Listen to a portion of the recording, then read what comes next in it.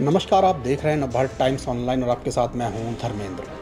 आज कहानी उस इश्क की जो गांव की गलियों से शुरू हुआ और दोनों छिप छिप कर मिलने लगे।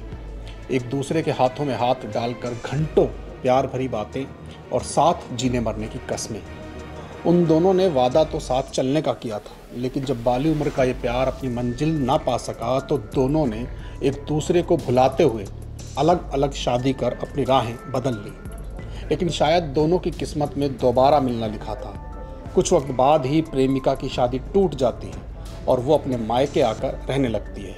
यहाँ एक बार फिर उसकी मुलाकात अपने पूर्व प्रेमी से होती है और दोनों का 15 साल पुराना प्यार फिर से जमा होता है। उत्तर प्रदेश में अमेठी के संग्रामपुर इलाके में ओम शंकर की दुकान उर्मिला के घर के ठीक सामने थी। उर्मिला अक्सर बहाने से उसकी दुकान पर आती और दोनों के बीच घंटों का बातें होती।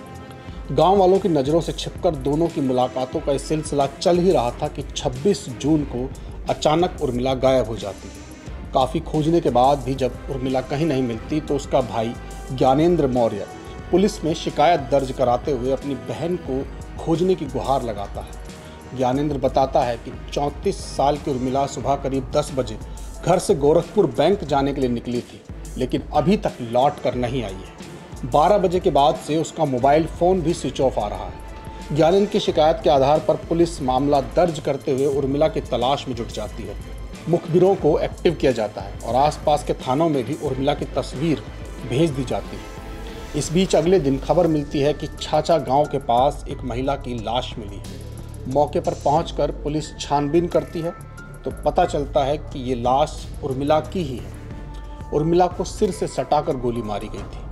इलाके में हड़कंप मच जाता है। आखिर कौन था जिसने बेरहमी के साथ उर्मिला की जान ली और उसकी हत्या के पीछे क्या वजह थी। मामले की तहकीकात में जुटी पुलिस को अपने मुखबिरों से पता चलता है कि उर्मिला के प्रेम संबंध कुछ साल पहले गांव के ही ओम शंकर से थे। पुलिस शक के आधार पर ओम शंकर को पूछताछ के लिए बुलाने के मकसद से उसके घर पहुंचती है, लेकिन वो वहां नहीं मिलता। इस बीच खबर मिलती है कि ओम शंकर को मेला बगिया चौराहे के पास देखा गया है। तुरंत पुलिस की टीम मौके पर पहुंचती है तो खाकी वर्दी वालों को देखते ही ओम शंकर भागने लगता है। पुलिस घेर कर उसे पकड़ लेती है और जब थाने लाकर उससे पूछताछ होती है तो एक रोंगटे खड़े कर देने वाली कहानी सामने आती है। उर्मिला का कातिल कोई और नहीं बल्कि उसका ये पूर्व प्रेमी ओम शंकर ही निकलता है। पुलिस पूछताछ में ओम शंकर बताता है कि करीब 15 साल से उन दोनों का प्रेम प्रसंग चल रहा था। हालांकि कुछ साल पहले उर्मिला और उसकी अलग अलग शादी हो गई थी।